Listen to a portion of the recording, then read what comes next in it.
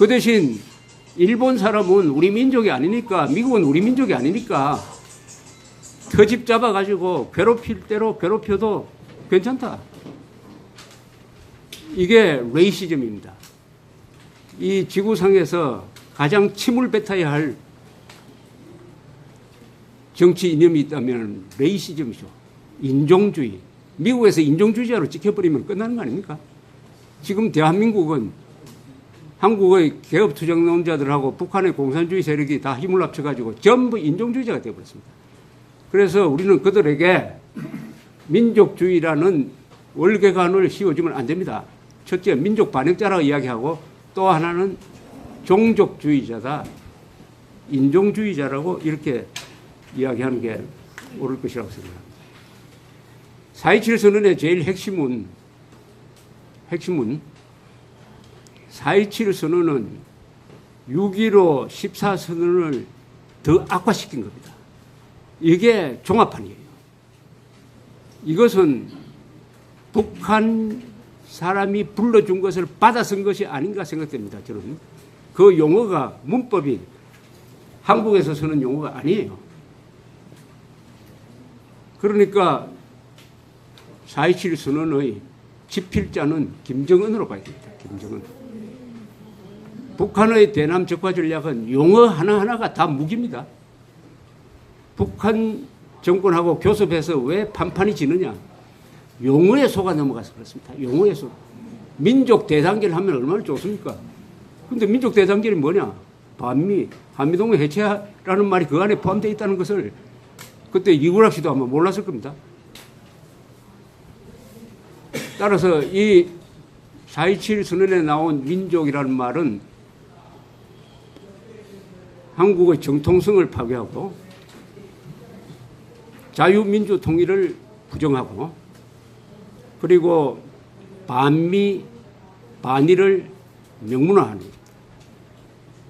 그 기조 위에서 한반도의 완전한 비핵화라는 말을 집어넣었어요.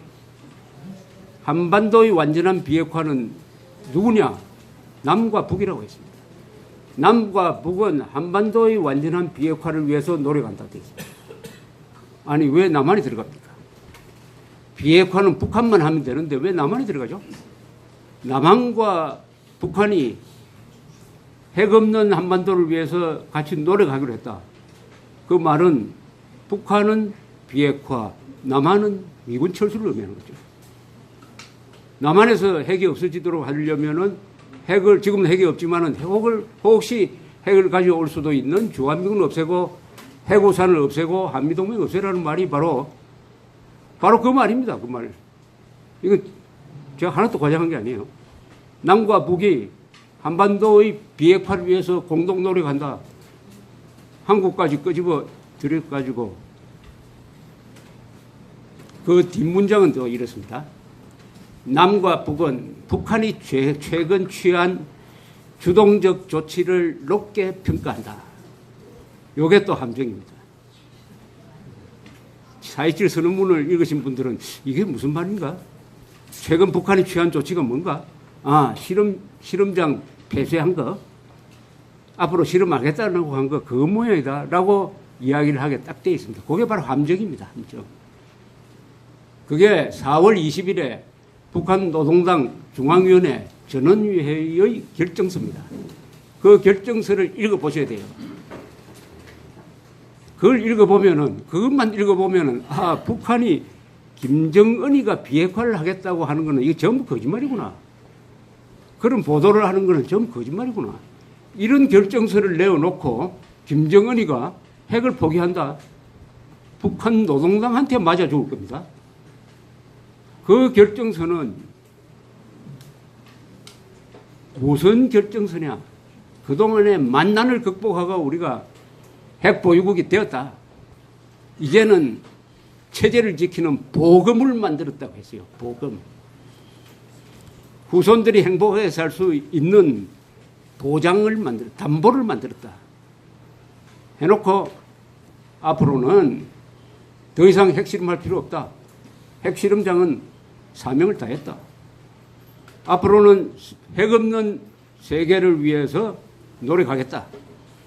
군축하겠다. 핵 확산하지 않겠다. 핵 보유국 선언입니다. 핵 보유국 선언인데 한국의 언론, 한국의 정권, 그리고 외국 언론이 다 비핵화의 의지를 밝혔다고 지금까지 기사를 쓰고 있습니다. 비핵화의 의지를 밝혔다고. 핵실험장 폐쇄한 거 그것만 딱 집중해가지고 보도함으로써 이렇게 국민과 세계를 속인 거죠. 속인 겁니다. 지금까지 김정은은 이 핵에 관해서는 거짓말한 게 하나도 없습니다. 김정은 거짓말한 게 없어요. 김정은 입에서 비핵화란 말 빗자도 나오지 않았습니다. 북한의 비핵화란 말 나오지 않았어요. 어떤 기록을 찾아봐도 김정은이가 핵을 포기하겠다는 이야기를 한 적이 없습니다. 지금 미국과 싱가포르 회담, 준비회담 하면서도 김정은이 입에서, 북한 사람 입에서 비핵화하겠다, 북한의 비핵화란 말 안 나옵니다. 그러니까 지금 회담이 어떻게 될지를 몰라요. 반드시 조건을 달죠. 북한의 비핵화 나오면 딱 나오는 공식이 있습니다. 우리 선대의 유언이다. 선대의 유언인 조선반도의 비핵지대와 딱 이렇게 나오죠. 조선반도의 비핵지대화가 한반도의 비핵화가 됐어요. 한반도, 북한에서는 조선반도의 비핵화라고 합니다. 그건 아까 여러 번 말씀드렸던 대로 북한이 왜 핵무장을 하느냐. 대한민국에 핵무기가 있으니까 하는 거 아니냐. 한미동맹, 주한미군, 해구산 그거 없애라. 없앤 다음에 우리가 핵을 포기할지 안 포기할지는 그때 가봐서 하겠다 이겁니다. 이렇게 거짓말을 낳고 해가지고 드디어 6월 12일 회담이 이루어지게 되었는데 이 회담 자체가 이게 일이 거꾸로 돼버린 거죠. 정의용 특사가 3월 초에 트럼프를 만났을 때 김정은이가 핵을 폐기하겠다고 합니다. 라는 이야기를 듣는 즉시 트럼프가 그럼 만나겠다 했습니다. 만나겠다 했어요. 그리고 그 트윗이 바로 나왔는데 북한이 핵 동결을 넘어서 핵 포획이 디뉴클리어리제이션을 했다. 약속했다. 또 정호용 씨도 기자들 앞에서 committed to denuclearization이라고 했어요. 핵을 폐기하는 결심을 했다. 이런 뜻이죠. 여기서 속은 거죠. 트럼프가 속은 거죠. 그런데 이게 일이 진행되어 보니까 북한에서 핵 폐기하겠다는 말이 안 나온다. 싱가포르에서 만나자고 하면은 나오지도 않는다. 그리고 욕설만 해야 된다. 이러니까 볼턴이 들어서 가지고 트럼프를 움직여서 회담 취소를 했는데 이 순간 트럼프의 마음에 허전한 마음이 있었던 것 같습니다. 허전하다. 쇼를 좋아하는 사람이니까 세계 언론의 집중적 조명을 받을 찬스가 물 건너갔구나. 아쉬운 마음이 있었던 것 같아요. 이건 제 짐작입니다만은 아쉬워하는 마음. 정치인은 기자들 수천 명이 집중적인 조명을 하는 그런 자리를 물리치기가 힘듭니다. 정치인과 연예인의 공통점이 그것 아닙니까? 아니, 잠실 경기장에 수십만 명이 모인 그 무대를 거부할 가수가 있습니까? 정치인입니다. 또 표를 얻어야 되죠. 특히 이번 중간선거에서 만약 민주당이 다수당이 되어버리면 다음은 탄핵될지 모릅니다. 자, 그래서 허전해하고 있던 차에 요때 딱 파고든 사람이 누구냐? 김계관입니다.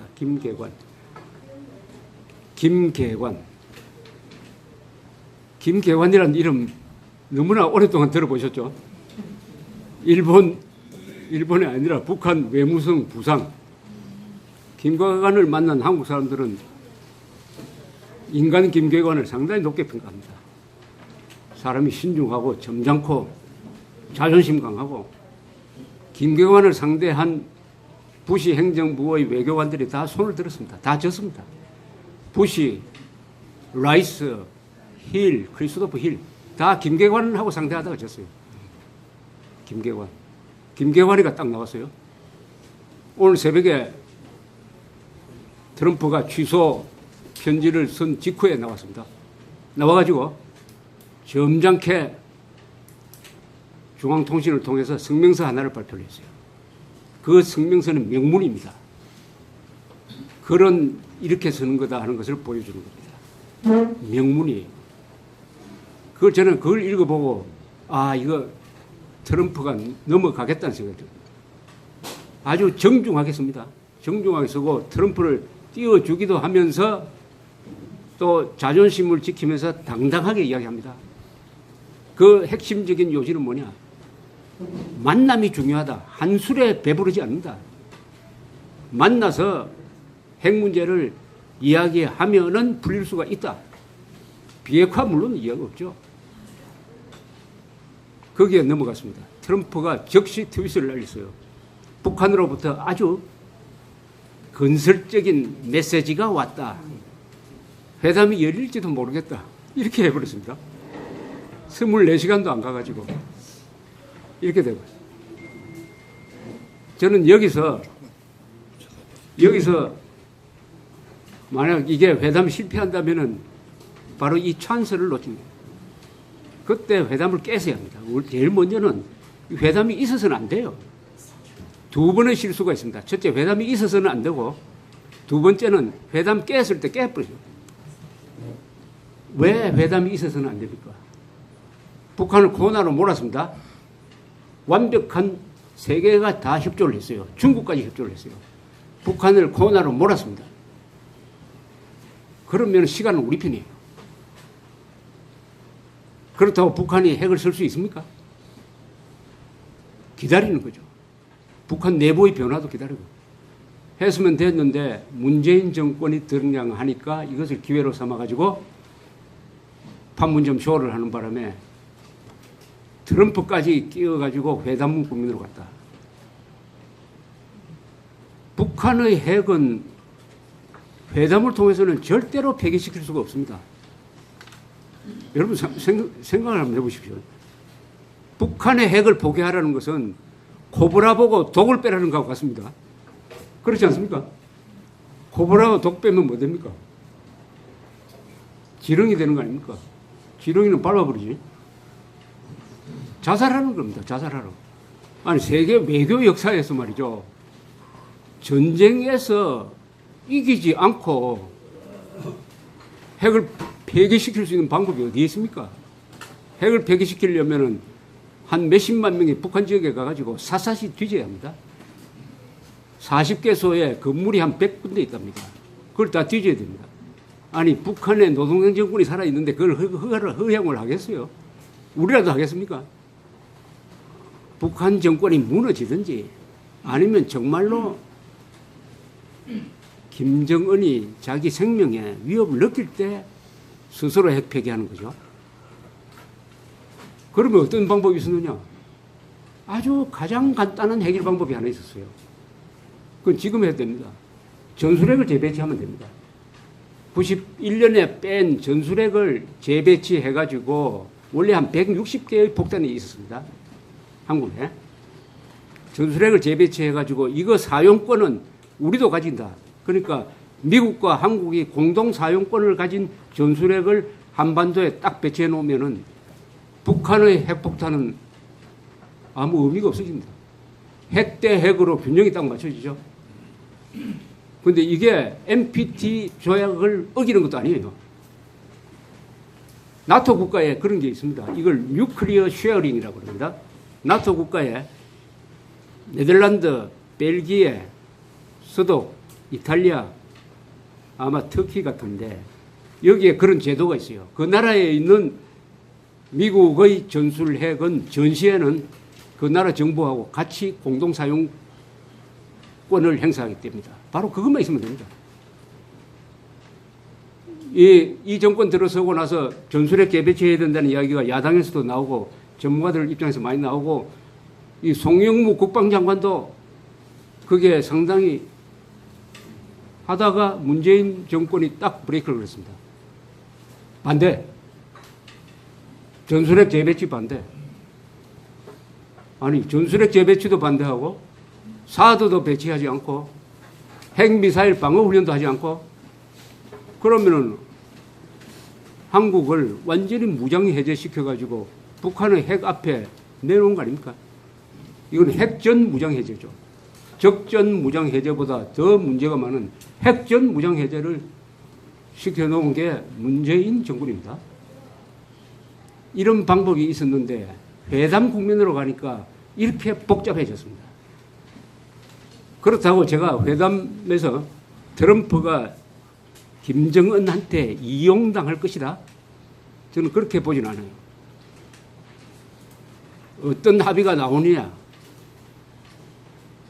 그런데 미국은 이용당하지 않겠지만은 이 회담 국면이 다 끝나는 과정에서 가장 큰 피해를 볼 사람은 문재인 정권이 아니라 대한민국 국민일 가능성은 매우 높습니다. 대한민국 국민일 가능성이 매우 높습니다.